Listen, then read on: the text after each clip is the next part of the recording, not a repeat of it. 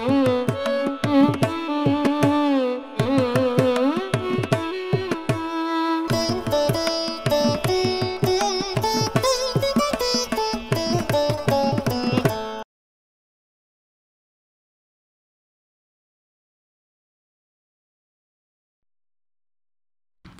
ఆలోచిస్తున్నావు? పెళ్లి చూపులను గురించి ఆలోచిస్తున్నాను. పెళ్లి చూపులంటే ఏమి అర్థం చేసుకున్నావు?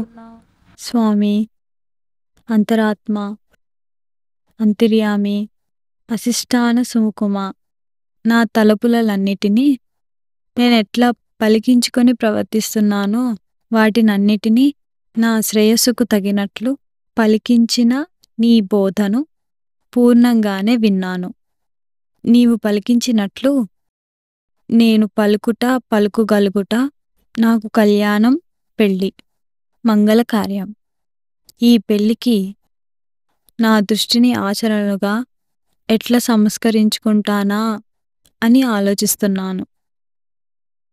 పెళ్ళికి కళ్యాణానికి నా దృష్టి చూపే పెళ్లి చూపులని అర్థం చేసుకున్నాను. అర్థం చేసుకున్నది సరియే. అంతటి ఆచరణను ఎట్లా ఆలోచిస్తున్నావు? అంతరాత్మ,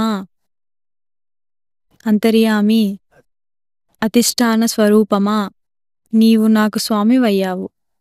అమ గతి శబ్ద సంభక్తిషు ప్రవర్తనలో పలికించి శ్రేయస్కరంగా సేవింపచేస్తూ నా అంతరాత్మమైన నీ స్వరూపాన్ని నాకు ప్రవర్తనలో పలికిస్తున్న నీ దర్శనం చేత నీ బోధను విన్నది ఆచరణలో నిలుపుట నాకు అంతరాత్మగా నిజస్వరూపమై స్వామి లక్షణం అవుతున్నది. అంతరాత్మ, నీకు నమస్కారం. ఆచరణను కూడా నీ సన్నిధిలో నీ బోధానుసారం సవరించుకుంటూ ఆచరిస్తాను. నీతోనే నాకు కళ్యాణం, పెళ్ళి. నీ దృష్టి నాకు పెళ్లి చూపులు. ఎన్ని జన్మల పుణ్యమో నీ బోధను విన్నాను.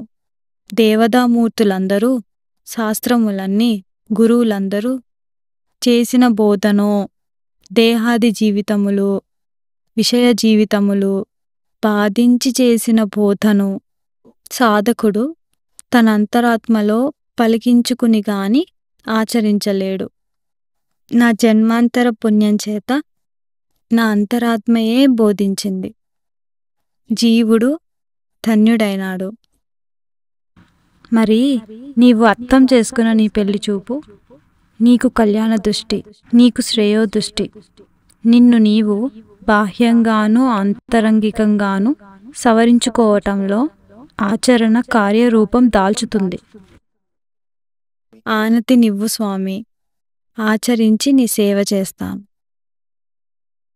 ముందుగా నీ ఆచరణలో ప్రవర్తన కలిగి నీ అంతరాత్మను ఆచరించి చేరుకోవటం, నీకు నీ నిజస్వరూపమును చేరుకొనుట, ఇటి దృఢ నిశ్చయం ఉండాలి. నీ విషయ ప్రవర్తన నీకు నరకం, మరణం అని దర్శించిన నిశ్చయం దృఢంగా ఉండాలి. అప్పుడే నీ పెళ్లి చూపులు మంగళకరంగా సాగుతుంది. అట్లే నిశ్చయించుకున్నాను స్వామి. బాహ్యంగానూ ఆంతరంగికంగానూ నన్ను సవరిస్తూ ఉండు. నేను ఎదురులేక మారుతూ ఆచరిస్తాను. కామ, క్రోధ, లోభ, మోహ, మద, మత్సరములు ఆంతరంగికంగా అభౌతిక స్వరూపంతో బాధిస్తూ బంధిస్తాయి. మనిషి మారేదాకా బంధించి ఒత్తిడి చేసి మారేటట్లు చేస్తుంది. ఈ బాధయే బాధ్యత వహించినట్లు శ్రేయస్సు కలిగిస్తుంది. కాని బయట పోకడ విషయములు సహజపు పోకడ, ఇవి కనబడకుండగా తెలియకుండగా బంధించి బాధిస్తాయి. ఇది మొదటి బాహ్య స్పర్శ, బహు అపాయకరమైనది. ఇందుకే ముందుగా మొదటి బాహ్య స్పర్శ నుండి బయటపడాలి. ఆజ్ఞ ఇయ్యుము స్వామి, బయటపడతాను. అదేమి ఆవేశం? మగపిల్లలాగా ప్యాంటు చొక్కా వేసుకున్నావు. నీ అర్థమేమిటి? ఆడపిల్లలందరూ ఇట్లాగే వేషం వేస్తున్నారు. ఈ వేషం మనిషికి చురుకు కలిగిస్తుందని ఈ వేషం వేస్తారు. విషయాల మీదికి విరుసుకుపడి విషయములను విషయదృష్టితో చురుకుగా చేయుట జీవునికి తన చైతన్యం నుండి విడిపోయే రజోగుణం అవుతుంది, దుడుకుతనం అవుతుంది. దీనినే చురుకుదనం అంటున్నారు మనుషులు. అయితే చైతన్యం అంటే ఎటువంటిది? కాలి ప్రభావం లేని చోట దీపం తనలో తాను వెలుగుతున్న స్థితిని నిలుపుకుంటూ నిటారుగా వెలుగుతుంది. అట్లాగే జీవుడు మనిషి తనలో తాను తన సచ్చిదానందముల స్మృతిని తన జీవనానికి వెలుగుగా రచింపబడ్డాడు. రచనను నిటారుగా నిలుపుకొని వక్రం కాకుండుటను చూచుకుంటూ ప్రవర్తించుట జీవునికి చైతన్యం.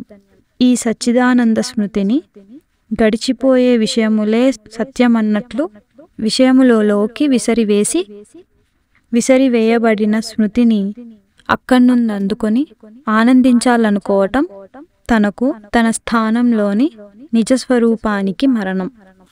నాకే మరణమా? అవును. పుట్టిన దేహంతో ఆడపిల్ల వేషం, మెట్టిన వేషంతో మగవాని వేషం. నిన్ను నీవు గుర్తించుకోవటానికి సమన్వయం కుదరని ఈ వేషాన్ని ప్రదర్శిస్తూ కనిపించుకుంటూ నీ లోపలి అంతరాత్మను ఆ విధంగా పలికిస్తూ అంతరాత్మను నన్ను అవమానం చేస్తున్నావు, తప్పుగా కొలుచుకుంటున్నావు. అంతరాత్మ, స్వామి ఇంతటి దోషం చేస్తున్నానా? ఇక చెయ్యను. ఇదిగో మారాను, వేషం మార్చేశాను. ఇదేం మార్పు? ఒడలు ఆకారంలో బట్టను కుట్టావు. వస ఆచ్ఛాదనే ఛద అపవారనే. ఒడలుకు బట్ట చుట్టుకోవాలి. ఒడలు ఆకారం బయటికి కనబడనట్లుగా వదులుగా చుట్టుకోవాలి. విశేషించి ఆడుది మెడ నుండి కాలి పిక్కలు దాటి పాదముల మణికట్టు వరకు బట్టతో కప్పుకోవాలి. ఒడలు పైభాగం కేవలం బట్ట చుట్టి నిలుపుట ఆడువారికి అలవి కానిది. అందువలన వదులుగా కుట్టిన బట్టను కింద కప్పిన బట్టలోకి దింపి మరల కింద కప్పిన బట్టతోనే ఏకవస్త్రంగా పైభాగం చుట్టుకోవాలి. పైభాగపు కుట్టిన వస్త్రమును కనబడకుండా చుట్టుకోవాలి. అర్థమైంది. అంతరాత్మ ఆడదాని వడలు మగవాన్ని ఆకర్షిస్తుంది, బుద్ధిని కెలుకుతుంది. ఇది ఆడదానికి అపాయకరం. దీనికి అవకాశం ఇవ్వకుండా బట్టను కప్పుకోవాలి.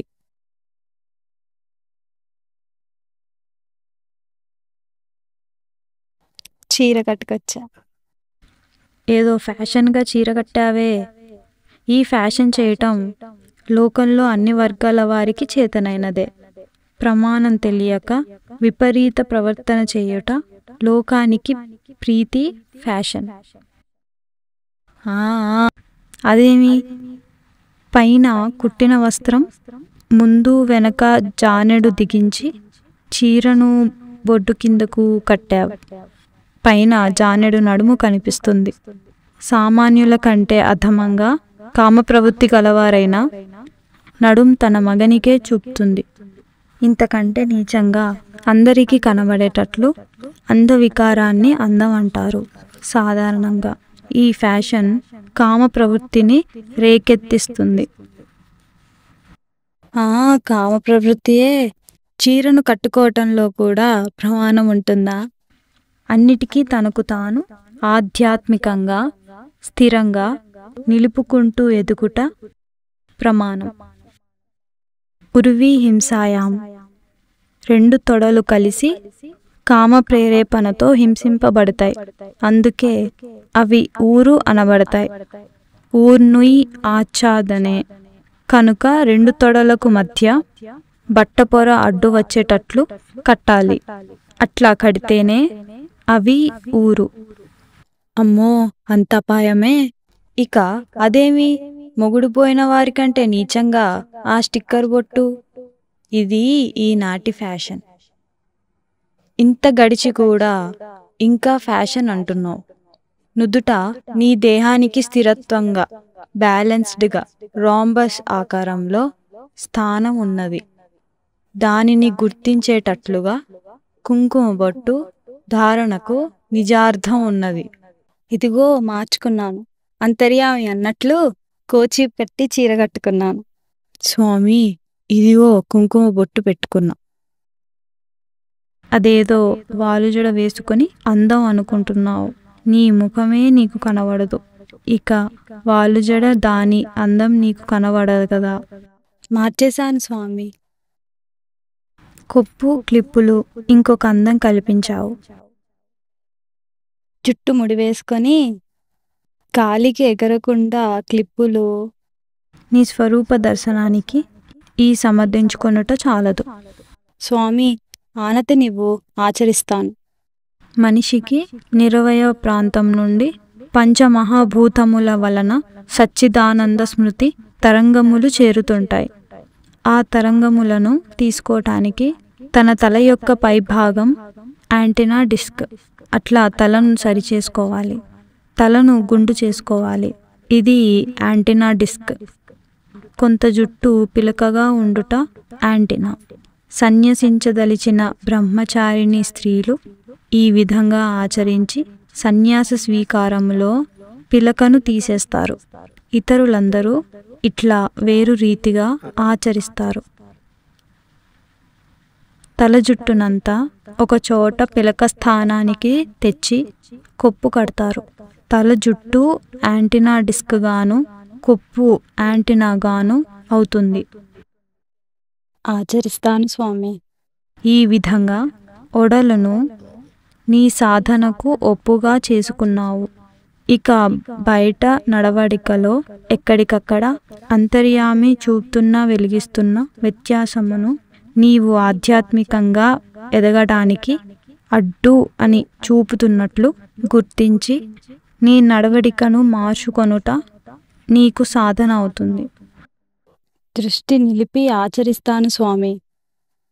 కామ, క్రోధ, లోభ, మోహ, మద, మత్సరములు తన ప్రవృత్తిని బాహ్య రంగంలో ప్రయోగించినప్పుడు తనకు స్వరూపమే అన్నట్లు తోస్తుంది. మనిషి తన ప్రవృత్తిని అనుసరిస్తుంటే ఇది తనను తన నిజస్మృతి నుండి దూరం చేసి, తనకు లేనిదిగా చేసి, గుర్తింపుకే రాకుండగా చేసి, తన స్మృతిని ఈ కామ క్రోధాదులలో మారు రూపంగా మార్చి ప్రవర్తింపచేస్తుంది. ఇది మనిషికి ద్వైత రూపం, మారు రూపం. తన మారు రూపం తనను తాను తప్పుగా కొల్చుకొనేడి రూపం. బాధింపబడుతుండగా బాధ తెలుస్తున్న గుర్తింపుకు అందని రూపం. అందకున్న స్వేచ్ఛకు అవకాశం లేదు. అంతరాత్మ అంతర్యామిగా ప్రవర్తించి ఈ ప్రభావం నుండి వెంటనే మరలించి క్రమంగా గుర్తింపుకు మరలిస్తూ అంతర్ముఖమైన నిజస్వరూపమును పోల్చుకునేటట్లు చేసి పోలికలో తన దోషం తనకు వెలుగులోకి రావటమును తనకు తన చేతనే పలికింపచేస్తూ రక్షిస్తుంటుంది. యువతి పెళ్ళి అనేడి పదములను వాస్తవంగా ఇట్లా తెలిసినప్పుడు అంతరాత్మ అంతర్యామి బాధ్యతగా చేస్తున్న రక్షణ అర్థమవుతున్నది. అంతరాత్మ ప్రయత్నాన్ని జీవుడు తన శ్రేయస్సుకు తన బాధ్యతగా గుర్తించి ప్రతిస్పందన చేస్తే బాధ్యతగా ఆధ్యాత్మికంలో ఎదుగుతాడని విశ్వాసంగా తెలుస్తున్నది స్వామి. ఈ విధంగా మనిషి బయట ఫ్యాషన్, గౌరవం వంటి అభిమానంతోనూ లోపల కామ క్రోధాదుల అభిమానంతోనూ ప్రవర్తిస్తుంటాడు.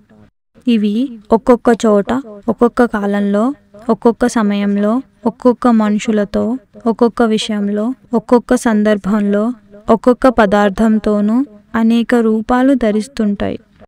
కొత్త కొత్త రూపాలను అల్లుకుంటాయి. ఎంతటి సాధకునినైనా జ్ఞానినైనా ఏమీ తెలియని చేతకాని వాని వలె బోల్తా పడేస్తుంటాయి. మనిషి వాటి యందు తాననేడి అభిమానంతో తనకు అన్వయం చేసుకుంటాడు. అంతరాత్మ వాటి నిజానిజములను అతనికి గుర్తింపుగా చేసి పలికించి సవరించుకునే తెలివిని ఇస్తుంది. ఇది సృష్టిలో జీవులందరికీ కళ్యాణం, పెళ్ళి. ఈ అంతరాత్మ యొక్క దృష్టిని మనిషి తనదిగా బాధ్యతగా చేసుకొని సాధన చేయుట అతనికి కళ్యాణ దృష్టి, పెళ్లి చూపులు. ధన్యుడను స్వామి. ఈ కళ్యాణ దృష్టితో కళ్యాణాన్ని ఆచరిస్తాను.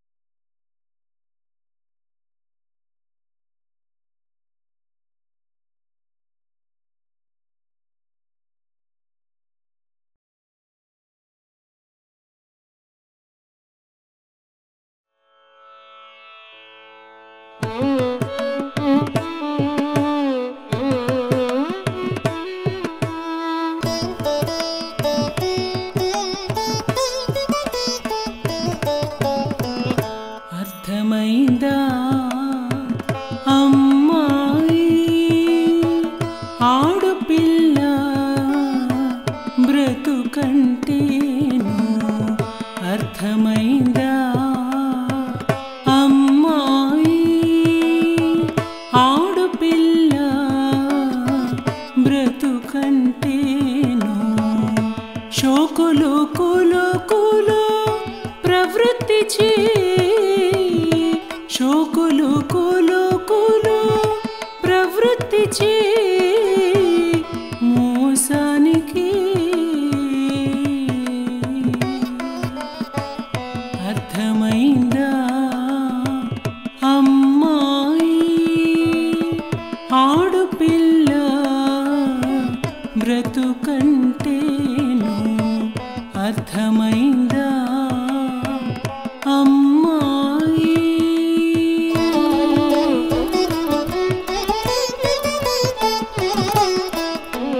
అరటాకుపై ముళ్ళు పడినా ముళ్ళుపై అరటాకు పడినా అరటాకుపై ముళ్ళు పడినా ముళ్ళుపై అరటాకు పడినా అరటాకుకి మరి మోసం అరటాకుపై ముళ్ళు పడినా ముళ్ళుపై అరటాకు పడినా అరటాకుకి మరి మోసం అర్థమైందా అమ్మాయి ఆడపిల్ల బ్రతుకంటేను అర్థమైందా అమ్మాయి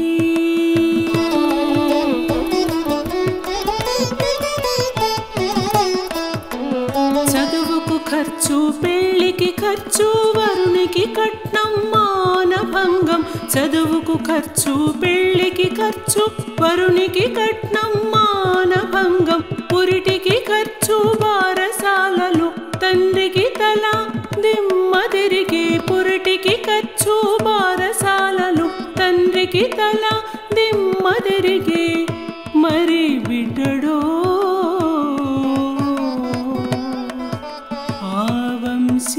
ఆవంశీయుడే మరి బిడ్డడో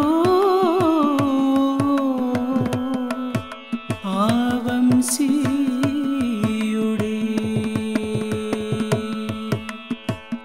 అర్థమైందా అమ్మాయి ఆడపిల్ల బ్రతుకంటేను అర్థమైందా అమ్మాయి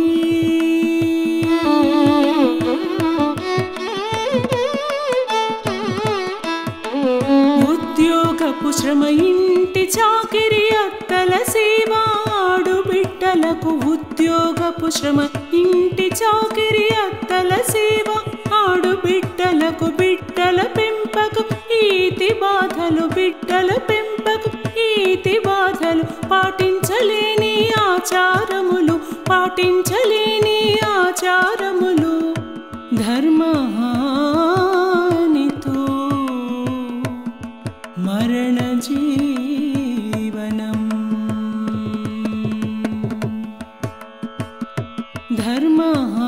ధర్మహానితో మరణ జీవనం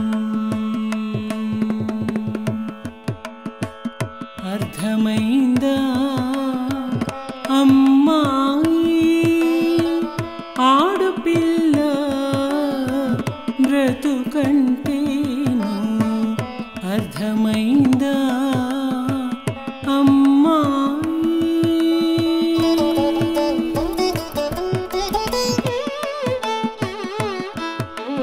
మగని వ్యసనం వీడిన బ్రతుకు ఆయువు తీరణ వైధవ్య గతి గతి మగని వ్యసనం వీడిన బ్రతుకు ఆయువు తీరిన వైధవ్య గతి బిడ్డల భారం కన్న తీపి కామతృప్తికి అల్లిన మాయ బిడ్డల భారం కన్న తీపి కామతృప్తికి అల్లిన మాయ మోసపోయే జీవన లక్ష్యం మోసపోయే జీవన లక్ష్యం అర్థమైందా అమ్మాయి ఆడపిల్ల బ్రతుకంటేను అర్థమైందా అమ్మాయి ఆడపిల్ల బ్రతుకంటేను శోకులు కులుకులు ప్రవృత్తి చే శోకులు కులుకులు ప్రవృత్తి చే మోసానికే అర్థమైందా అమ్మాయి ఆడపిల్ల బ్రతుకంటేను అర్థమైందా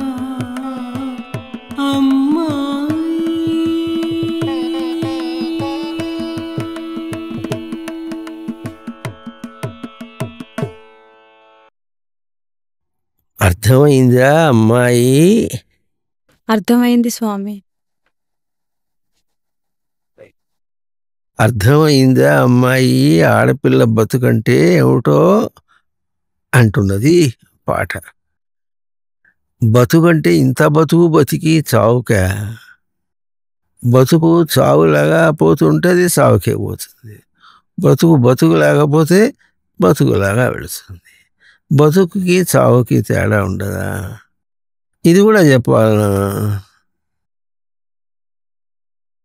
శోకులు కులుకులు ప్రవృత్తి చే మోసానికి, బతుకంతా తను మోసం చేయటానికి ఏమిటో షోకులు చేస్తారు, కులుకుతారు. ఈ కులుకుతారంటే మొన్న మాకు భీమవరంలో ఏం తెలిసిందంటే ఈ పదమే వాళ్ళకి తెలియదట. కులుకుతారంటే ఇది చాలా బెట్టుగా తోచింది. కులుకటం అంటే వలకపోస్తారా, షోకులతో ఆడుతుంటారు, షోక్గా తిరుగుతుంటారు. ఆ వెనకాల తిరుగుతుంటుంటే మరి ఆ ఒళ్ళ అవయవాలన్నీ నాట్యం ఆడుతుంటాయి. అట్లా తిరుగుతుంటే ఏమవుతుందో అర్థం కావట్లేదా? ఇది మోసం అంటున్నారు. ఆ మోసం అంటే ఏమిటో ఈ పాటలో చెప్తున్నారు. అర్థమైందా అమ్మాయి ఆడపిల్ల బ్రతుకంటేను శోకులు కులుకులు ప్రవృత్తి చే మోసానికి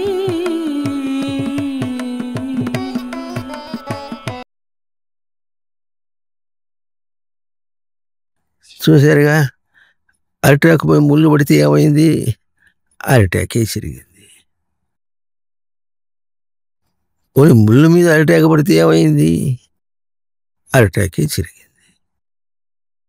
అట్లాగే బయట మనం తిరిగేటప్పుడు బయట మనం తిరిగినా మనకే మోసం. బయటదంతా సత్యం అని మనం అనుకున్నా తనకే మోసం. లోపల అనుకుంటాడు కనుక బయట తిరుగుతాడు, లోపల ఎట్లా అనుకుంటే బయట ఎట్ట తిరుగుతాడు. ఇదంతా ఊరికినే బయట దాంతో నేను అనుకుంటే నేనేమో లోపల, బయటదంతా బయట.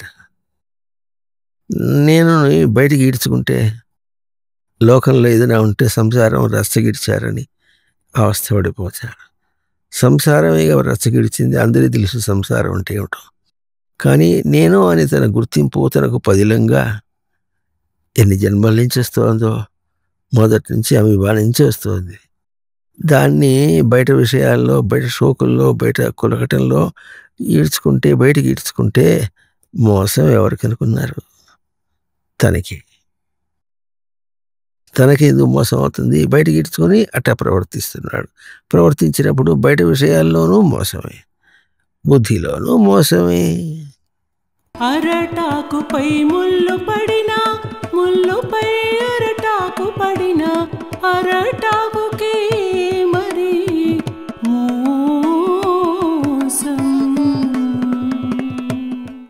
ఇకపోతే ఈ తండ్రి సంగతి. ఆడపిల్ల పుట్టిన తర్వాత చదివించాలి, అది ఖర్చు. పెళ్లి చేయాలి, పెళ్ళికి ఖర్చే. వరునికి కట్నం ఇవ్వాలి, అది కూడా ఖర్చే. పోనీ కట్నం తీసుకుని ఏం చేయాలి? వాడు మానభంగం చేస్తాడు.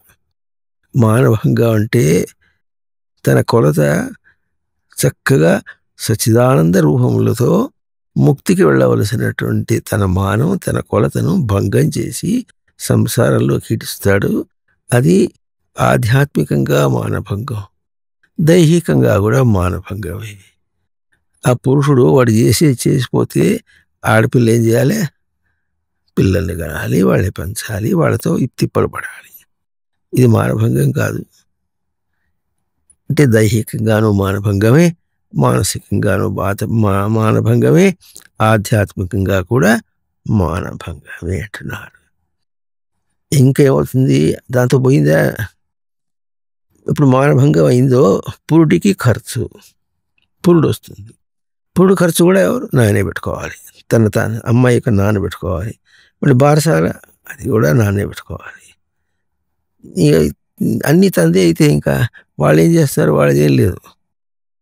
పిల్లనిచ్చినప్పుడు కూడా కట్నం ఇచ్చేయాలి. పిల్లని ఇవ్వటం దగ్గర నుంచి అంతా పిల్లవాడు పుట్టిన తర్వాత కూడా తనేసేయాలి. తండ్రికి తల దిమ్మ తిరిగే అన్నాడు. అన్నిటికీ ఖర్చు ఎడబుట్టుకు వస్తాడు. ప్రతిదానికి పోయి వడ్డీలకి డబ్బులు తెచ్చి రావాలంటే ఎవరిస్తాడు? మరి అంత చేస్తే ఆ బిడ్డలు ఎవరు? వాళ్ళ వంశమే. మళ్ళీ ఖర్చంతా తనదే. పెళ్ళి మొదటి దగ్గర నుంచి ఖర్చంతా బిడ్డ దాకా వాళ్ళకే ఇస్తాడు. వాడు పెరిగి డబ్బు సంపాదిస్తే ఎవడికి ఇస్తాడు? ఈ తాతకి ఇస్తాడా? ఈయనగా ఆయన పుట్టించింది అంతా ఖర్చు అంతా పెట్టింది ఈయనగా, ఈయనకి ఇస్తాడా? ఎవడు? వాడికే ఇస్తాడు, వాళ్ళ ఆయనకే ఇస్తాడు. సంపాదిస్తే వాళ్ళ ఆయనకే ఇస్తాడు, వాడి పిల్లానికే ఇస్తాడు. ఇది ఏదో సామెత ఉంటుంది, మంగళవాడి అన్యాయం అని అంటారు. మంగళవాడు ఏం చేస్తాడంటే తల గురిగేస్తాడు, జుట్టు కూడా తీసుకుంటాడట. పొన్ని కావడిస్తే తీసుకుపో జుట్టు అంటే ఇది చేస్తారు. నువ్వు మాత్రం అట్లాగే అన్ని విధాలా తనకి మోసం అన్నారు. చదువుకు ఖర్చు, పెళ్లికి ఖర్చు, వరునికి కట్నం, మానభంగం, పురిటికి ఖర్చు, బారసాలలు, తండ్రికి తల దిమ్మ తిరిగే మరి బిడ్డడో ఆ వంశీయుడే.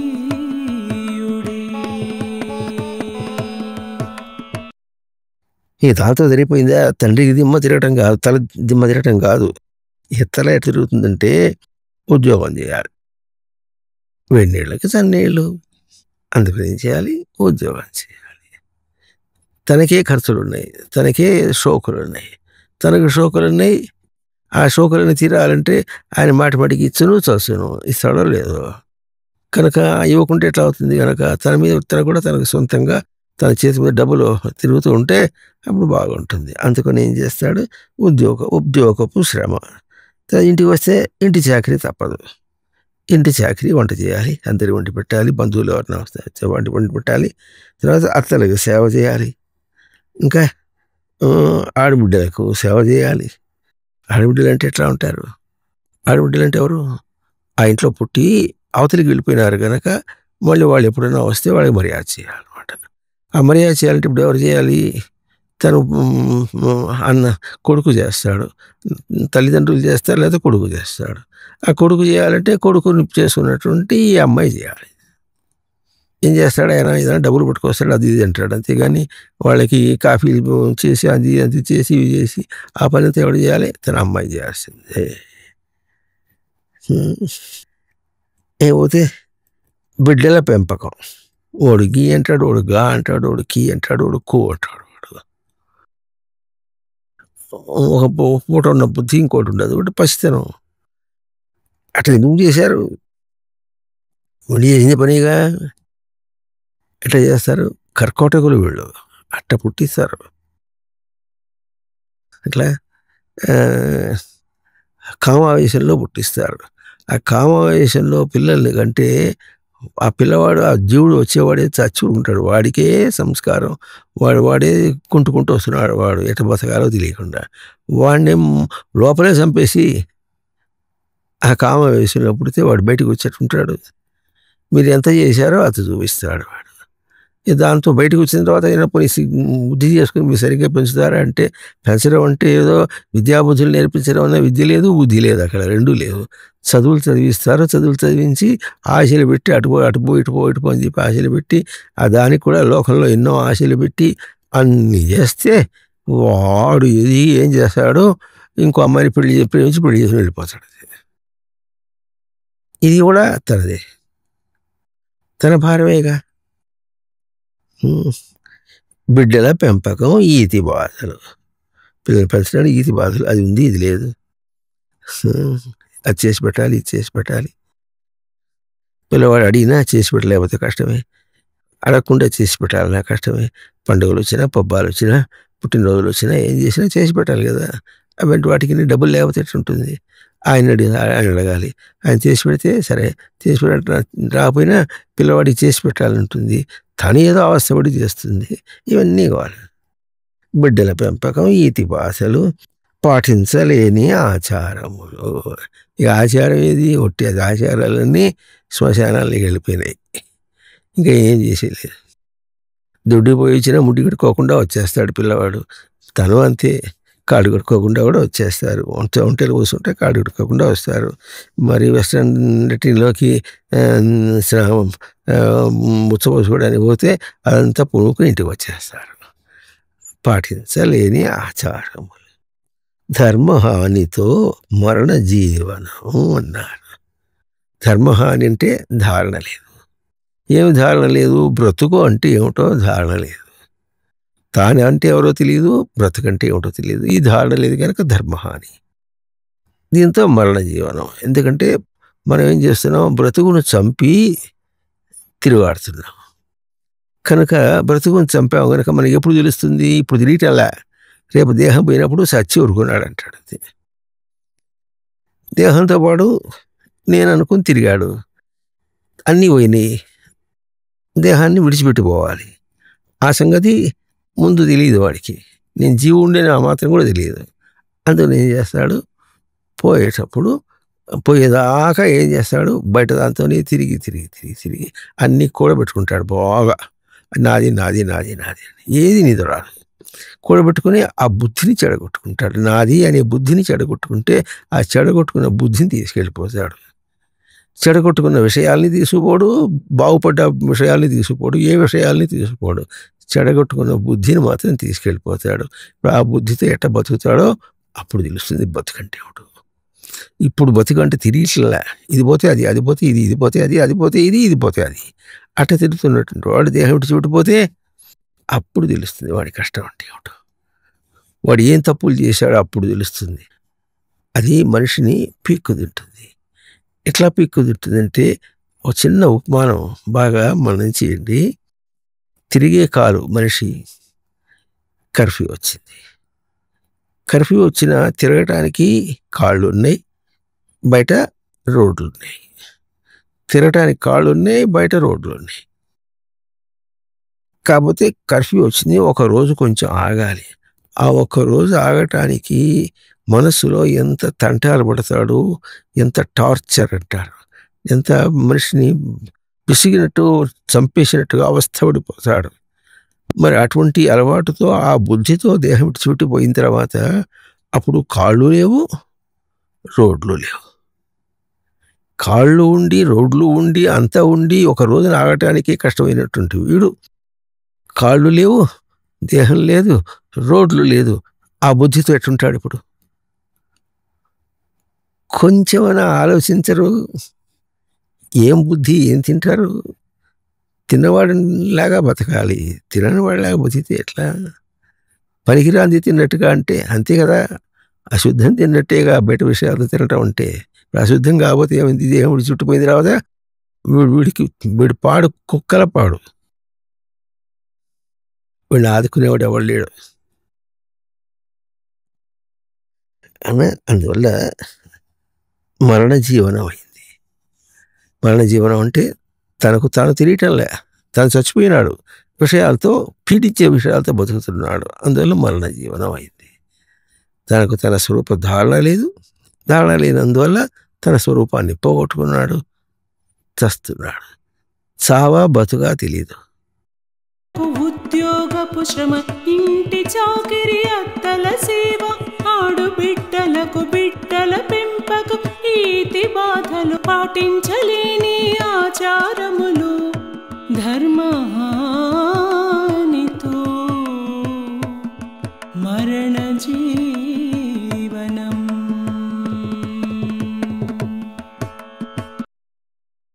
మగని వ్యసనం, వీడిన బతుకు అన్ని రోజులు ఒకటి తిరిగా ఉంటాయా? ఆవిడ గయ్యాళైనా లేకపోతే ఇంకో విషయాలైనా, మరి చేతకాని వాడు, బలహీనవాడు అయితే ఏం చేస్తాడు? వాడు తాగుడుకి అలవాటు అవుతాడు. ఆ తాగుడు అలవాటు అయితే ఏం చేస్తాడు? ఇంటికి వచ్చి నేను కొడతాడు, డబ్బులు ఇమ్మంటాడు. నేనెక్కడ తెచ్చి ఇచ్చేది అంటుంది ఆమె. అక్కడ ఎక్కడైనా పెడితే, పొరపాటున ఏదైనా పెడితే అది కాస్త ఎత్తుకుపోతాడు. మళ్ళీ తను దేనికోసం వస్తే అవి లేవు, ఆయన ఎత్తేసాడు, అయిపోయింది. ఈ బతకలేక ఏం చేస్తాడు? నువ్వు పో, నేను నీతో బతకలేను అని ఇంటి నుంచి తరమేస్తుంది. ఏ పెళ్లి చేసే సుఖం? మగని వ్యసనం, వీడిన బ్రతుకు, మగడిని విడిచినటువంటి బతుకు. ఆయువు తీరేనా వైధవ్యగతి. ఆయువు తీరే ఆ మగడు కానీ చచ్చిపోతే ఏం చేస్తాడు? వైధవ్యం. వైధవ్యం అయితే మాత్రం ఏమవుతుంది? బిడ్డల భారం, కన్న తీపి. ఆయనైతే పోయినాడు, బిడ్డల భారం. ఆయన పోయినాడని పిల్లల్ని చంపేసుకుంటుందా? చంపేసుకోదు. వాళ్ళు ఏదో చేయాలని ఆరాటపడుతుంది. కన్న తీపి. ఈ కన్న తీపికి కాస్త కోస్త అర్థం లేదు, కొంచెం కూడా అర్థం లేదు, కాస్త కోస్త కూడా అర్థం లేదు. ఎవడు వాడు? విడిచిపెట్టిపోయేవాడే కదా, నీ వాడేం కాదు కదా. వాడు ఎందుకు వచ్చాడో, నువ్వు ఎందుకు వచ్చావో తెలుసుకొని, పంచడం అంటే ఏమిటో తెలుసుకొని అప్పుడు ప్రవర్తిస్తే అప్పుడు విషయ బాధలు ఉండవు. లేకపోతే ఏం చేస్తాం మనం? లేనిపోనని ఊహించుకొని అజ్జేయాలి ఇచ్చేయాలంటే అన్నీ బాధలే. సగం జీవితం మనకు బాధలు తప్పుతాయి నిజం తెలుసుకుంటే. అట్ట చేయనందువల్ల అవుతుంది బిడ్డల భారం, కన్న తీపి.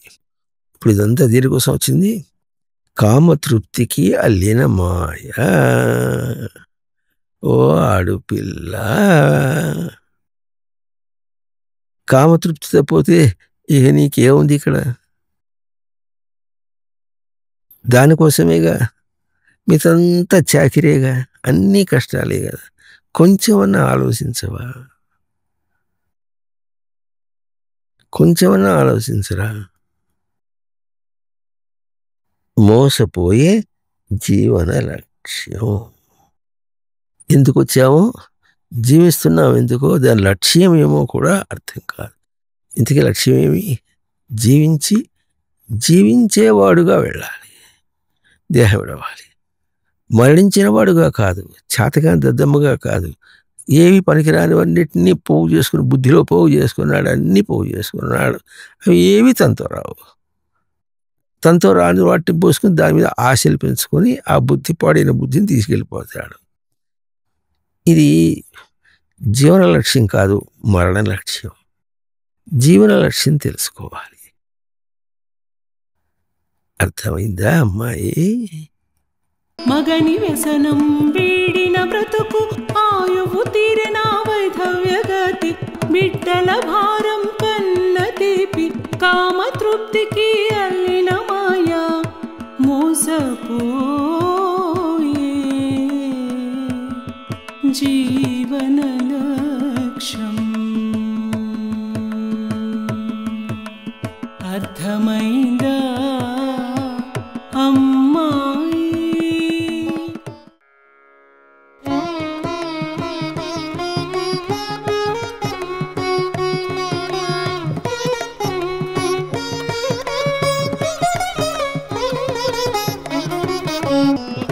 అర్థమైందా అమ్మాయి? ఆడపిల్ల మిడిసి పాటు అర్థమైందా అమ్మాయి? ఆడపిల్ల మిడిసి పాటు శోకులు కులు కులు ప్రవృత్తి చే మోసానికే శోకులు కులు కులు ప్రవృత్తి చే మోసానికే అర్థమైందా అమ్మాయి? ఆడపిల్ల మిడిసి పాటు అర్థమైందా అమ్మాయి?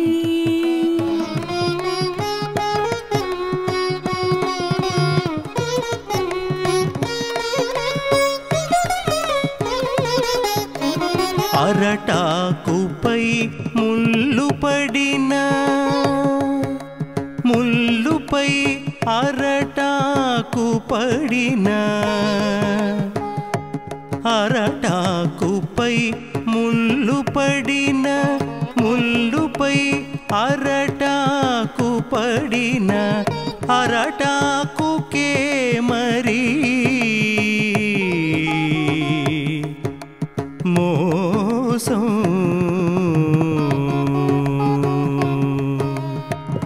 అరటాకుకే మరి మోసం అర్థమైందా అమ్మాయి? ఆడపిల్ల మిడిసి పాటు అర్థమైందా అమ్మాయి?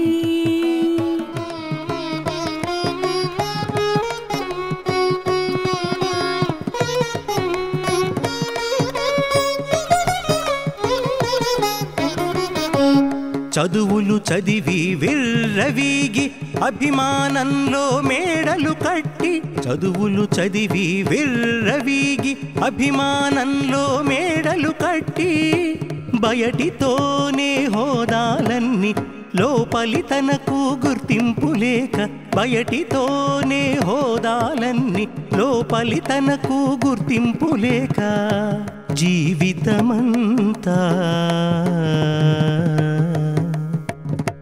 మృత్యువు కొరక జీవితమంతా మృత్యువు కొరక అర్థమైందా అమ్మాయి? ఆడపిల్ల మిడిసి పాటు అర్థమైందా అమ్మాయి?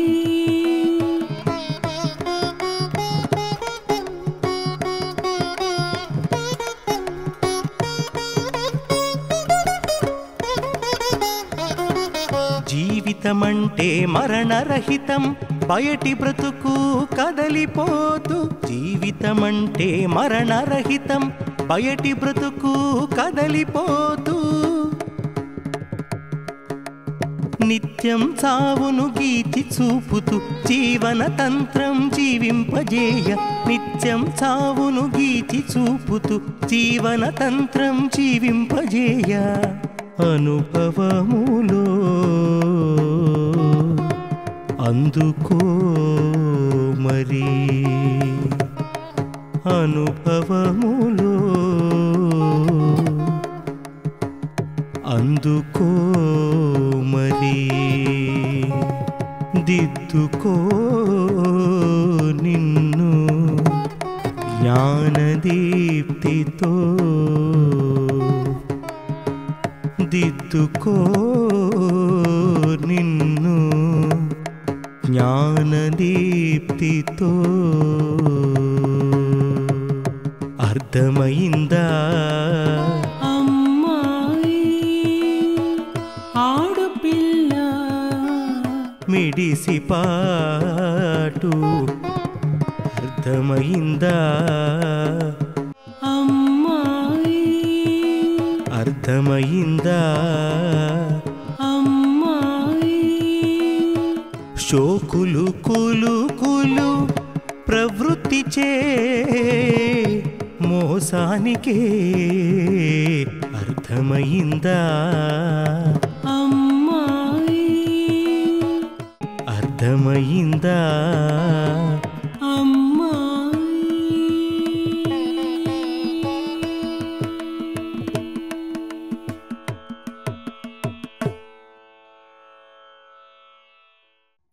అర్థమైందా అమ్మాయి? ఏమర్థమైంది? ఇందాక చెప్పిన రీతి ప్రకారంగా ఆడపిల్లలందరూ కూడా చాకిరీ చేసి అవస్థపడిపోతున్నారు కనుక ఇప్పుడు ఆడపిల్లలకి ఏమైంది? తెలివి బాగా వచ్చేసింది. తెలివి బాగా వచ్చి మగవాళ్ళతో పోటీ పడి మీరేనా మేము కూడా చదువుకుంటాం, మరి మేము కూడా చదువుకుంటాం అని అనుకొని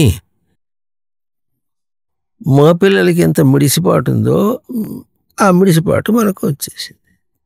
ముందు పోటీ పడాలంటే అంతేగా, యుద్ధంలో అవతల వాడి దగ్గర కత్తి ఉంటే తన దగ్గర కత్తి ఉండాలి, వాడి దగ్గర గద ఉంటే తన దగ్గర గద ఉండాలి, వాడి డాల్ ఉంటే తన దగ్గర డాల్ ఉండాలి, ఇంకోటి ఉంటే ఇంకోటి ఉండాలి, సమానమైనటువంటి ఆయుధం ఉండాలి. కనుక వాళ్ళ సమాధానం మగ పిల్లలకి ఉన్నటువంటిది ఏమిటి? మిడిసిపాటు.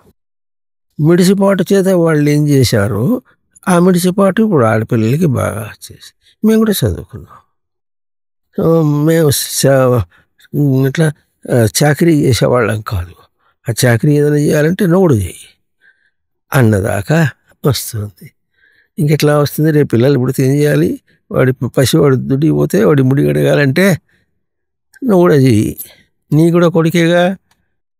ఇట్లా తిరిగామనుకోండి, ఇది మిడిసిపాటు. షోకులు కులుకులు. మరి ఉద్యోగాలు పోవాలంటే ఎట్లుంటుంది? షోకులు కులుకులు ప్రవృత్తి చే మోసానికి అంటారు. అర్థమైందా అమ్మాయి ఆడపిల్ల మిడిసి పాటు శోకులు కులు కులు ప్రవృత్తి చే మోసానికే. మగవాళ్ళు చదివారు, మేము చదువుతాం. చదువులు చదివి విర్రవీగి అభిమానులు మేడలు కట్టి అన్నారు. ఆడపిల్లలు అభిమానులు ఏ మేడలు కడతారంటే మగవాళ్ళని మా వశం చేసుకున్నాం అని చేస్తున్నారు. బయటతోనే హోదాలన్నీ.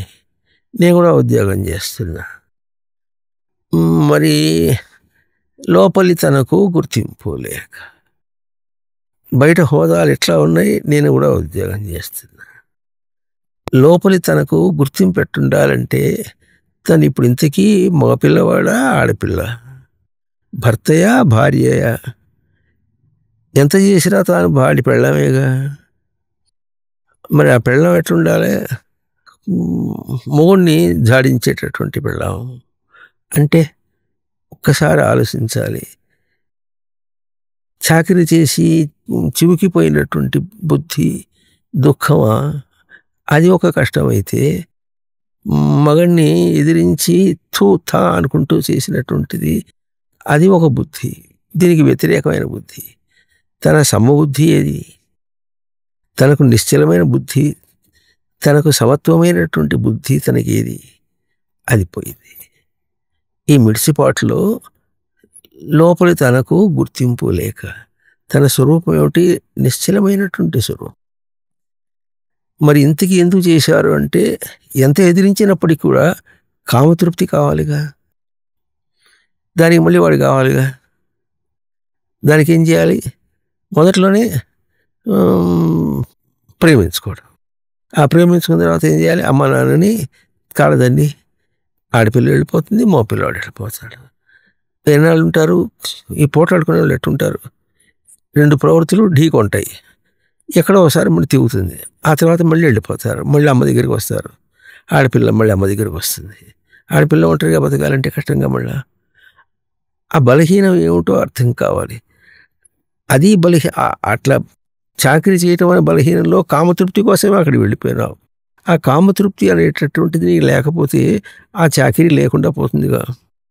అది చేయకుండా మగవాడిని కాదని మగవాడిని ఎదిరించిన కామతృప్తిని ఎదిరించకుండా దానికోసం వాడిని పెట్టుకొని కొన్నాళ్ళు ఆడి ఆ తర్వాత పోటాడి మళ్ళీ బయటికి వెళ్ళిపోయి, ఈ బ్రతుకులో ప్రశాంతత ఏది? ఇది కదా మిడిసిపాటు, ఆడపిల్లల మిడిసిపాటు. మగపిల్లలకి మగవాడనే మిడిసిపాటు అయితే ఆడపిల్లలకి ఆడపిల్ల మిడిసిపాటు ఎట్లా ఉంది, అది కష్టం అని చెప్పేసి ఇది పెట్టుకుంది. దొంగ దించి బండలు ఎత్తుకున్నారట. ఒక ఆయన చేశాడు, దొంగ ఏమొద్దు ఒక చెట్టు మాను పట్టుకొస్తున్నాడు, బరువుగా ఉంది. అందుకని ఏం చేశాడు, దింపేసి ఇప్పుడు ఒక దొంగ దించేశాడు, బండలు ఎత్తుకున్నాడు. ఆ బండ ఏమన్నా తేలిగ్గా ఉంటుందా? దేనికోసం ఇట్లా ప్రయత్నం చేస్తున్నారు అర్థం కాదు. పుట్టిన పిల్లవాళ్ళు ఏం కావాలి, మీ ఇద్దరి మధ్య వాడి నాశం కావాలి. ఇంతగా మీరు పిల్లలు కన్నది.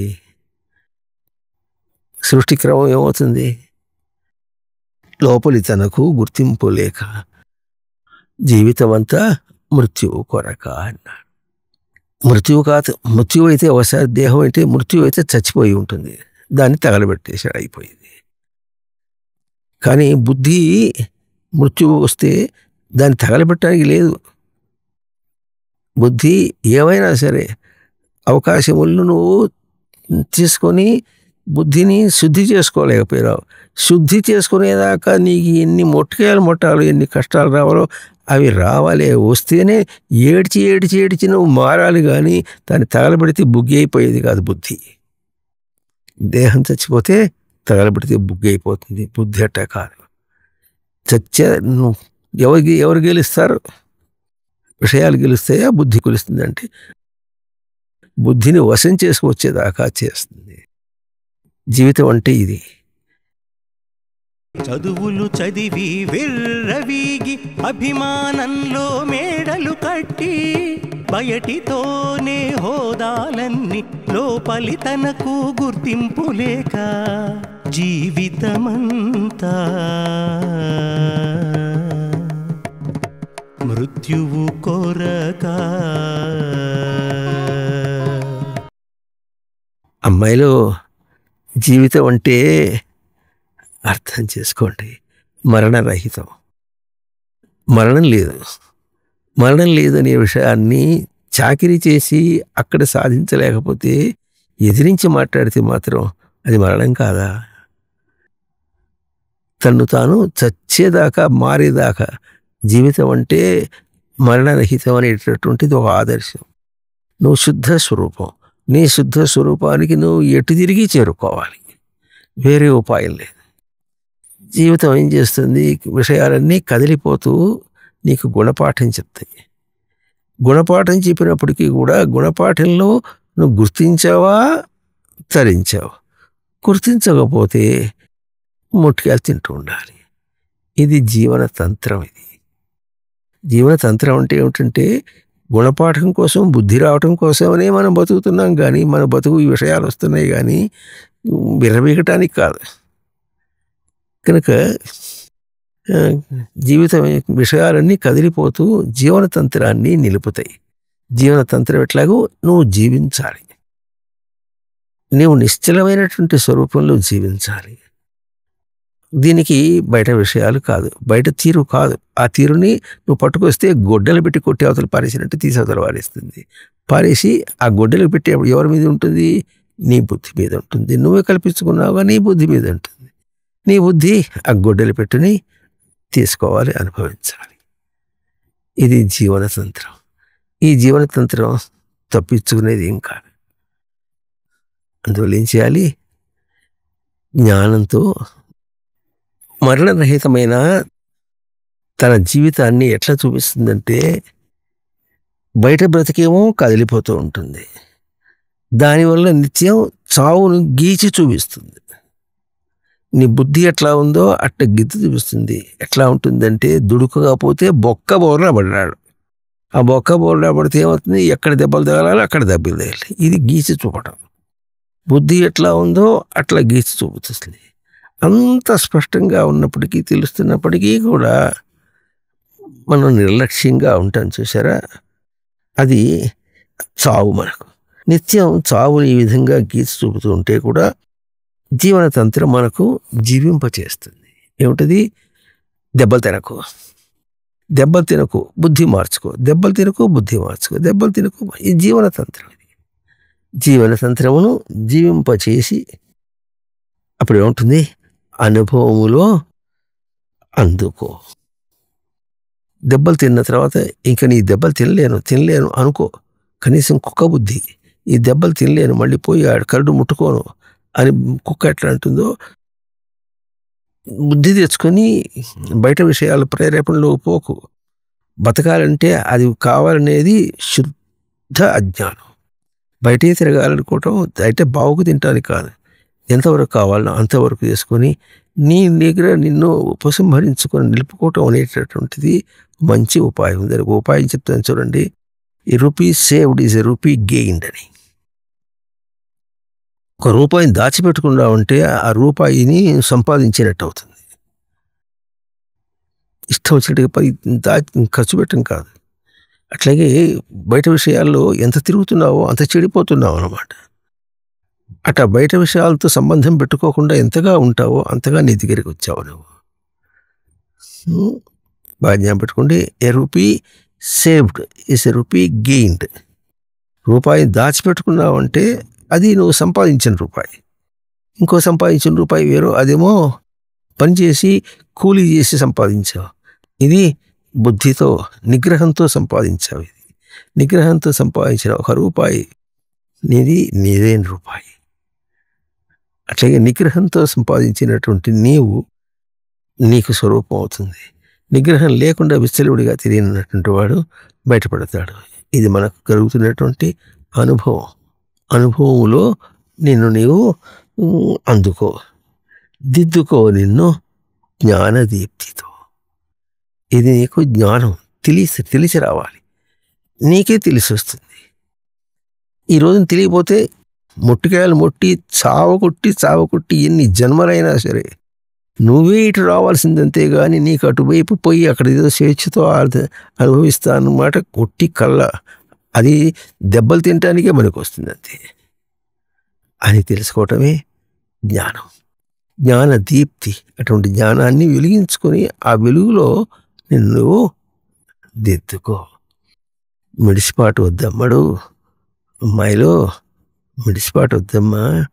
ఆడపిల్లలు ఏం చేయగలరో తెలిసిన చక్కగా ప్రశాంతంగా, మరి ఇంకా వెనకంతా చక్కగా విన్నారు కనుక ఎట్లా పిల్లల్ని కని సృష్టికి సమ్మతంగా తాను బతికి సృష్టికి సమ్మతంగా పిల్లల్ని పెంచాలి. అది ఆడపిల్లలకే చేతవు. మీరు జగన్మాతలు నాన్న. మాత అంటే కొలత స్వరూపాలు. మిమ్మల్ని మీరు కొలుచుకోగలరు, మీ పురుషుణ్ణి కొలుచుకోగలరు, పిల్లల్ని కొలుచుకోగలరు. సృష్టికి ఎట్లా ఉండాలో అట్లా కొలిచి ఆ పిల్లల్ని ఇట్లా పెంచగలరు. భారతంలో గంగ భీష్ముడిని పెంచుతుంది, పెంచి పురుషుడికి ఇస్తుంది. అట్లాగే పెంచి పురుషునికి ఇవ్వాలి. అటువంటి మాతలు. అందుకని జగన్మాతలు. పురుషుని యొక్క జగత్తు కొలుస్తారు మీరు. మీ జగత్తును మీరు కొలుచుకోగలరు, మీ పిల్లల జగత్తును కొలుచుకోగలరు, బయట జగత్తుని కొలవగలరు, ఆ జగత్తు ఈ జగత్తుని ఎట్ట పాడు చేస్తుందో కొలవగలరు, అక్కడి నుంచి ఉపసంహరించుకుంటే ఎట్ట బాగుపడతారో ఆ జగత్తును కూడా మీరు కొలవగలరు. అటువంటి ఉత్తమ తేజస్సు కలవాళ్ళు మీరు.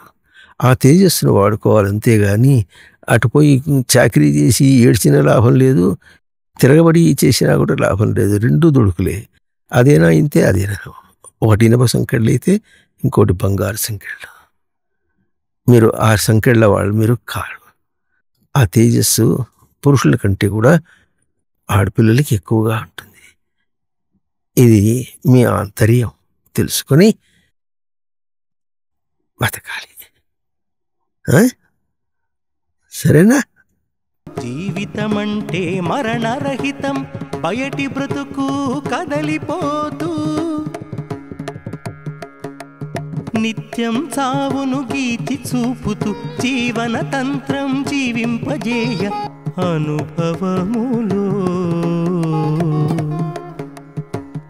అందుకో మరి దిద్దుకో నిన్ను జ్ఞానదీప్తితో.